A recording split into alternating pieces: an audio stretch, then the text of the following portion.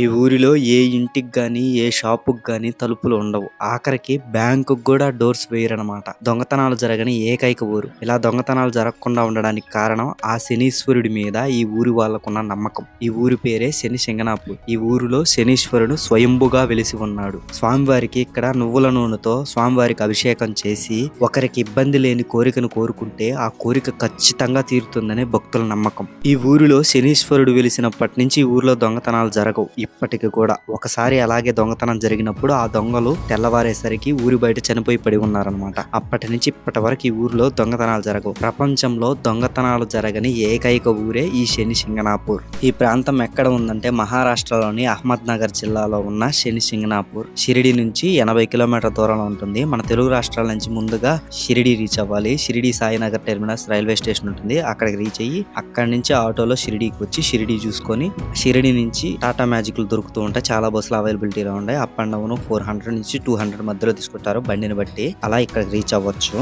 శని Shingnapur reach అయ్యాక స్వామి పూజకి ఇలాంటి బుట్టలు ఇస్తారు. ఈ బుట్టలో ఒక నల్లటి బొమ్మ, నువ్వుల నూనె డబ్బా, టెంకాయి, బ్లాక్ గుడ్డ ఇలాంటివన్నీ కల్పిస్తారు. కానీ ఇవేవి స్వామి దగ్గరికి చేరవన్నమాట. కేవలం నువ్వుల నూనె ఒకటే స్వామివారికి చేరుతుంది.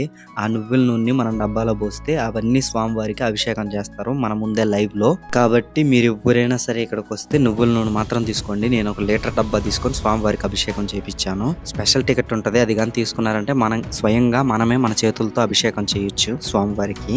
అది అమావాస్య శనివారం వస్తే ఇంకెక్కడ ఒక పండగలాగే ఉంటుంది. అంత జనాభా వస్తారనమాట ఇక్కడికి. ఈ ఆలయ స్థల పురాణం గురించి చెప్పాలి అంటే పూర్వం ఈ ప్రాంతంలో గొర్రెల కాపరి ఇటుగా వెళ్తూ చెట్టు మధ్యలో ఉన్న ఒక నల్లటి రాయిని చూసి ఆ రాయిని కర్రతో కొట్టాడు. అలా కొట్టగానే ఆ రాయి నుంచి రక్తం వచ్చింది. అది చూసిన ఆ గొర్రెల కాపరి ఈ విషయాన్ని ఊరిలో అందరికి తెలియజేశాడు. ఆ గొర్రెల కాపరి నిద్రలో ఉండగా కలలో నేను శనీశ్వరుని, నాకు తైలాభిషేకం చేయండి అని కలలో కనబడి చెప్పాడు. ఆ విషయాన్ని గ్రామ పెద్దలకు చెప్పగా వారందరూ కలిసి స్వామివారికి ఇక్కడ ఒక ఆలయాన్ని నిర్మించారు. అలా నిర్మించాలనుకున్నప్పుడు స్వామివారికి ఆకాశమే నీడ అని స్వామివారు చెప్పారు. అప్పటి నుంచి స్వామివారిని ఆరు బయటే ఉంచుతారనమాట. ఇక్కడ పక్కనే ఉన్న యాప చెట్టు స్వామివారి మీదకి వచ్చినప్పుడు యాప చెట్టే కాలిపోయింది. అంతటి మహితరమైన స్వామివారు అనమాట ఈ శనీశ్వరుడు స్వామివారు. ఈ ఊరిలో దొంగతనాలు అసలు జరగవు. ఎందుకు జరగవు దొంగతనాలు అంటే శనీశ్వరుడు ఈ ఊరిని కాపాడుతూ ఉంటారని ఈ ఊరిలో ఉన్న వాళ్ళ నమ్మకం అనమాట.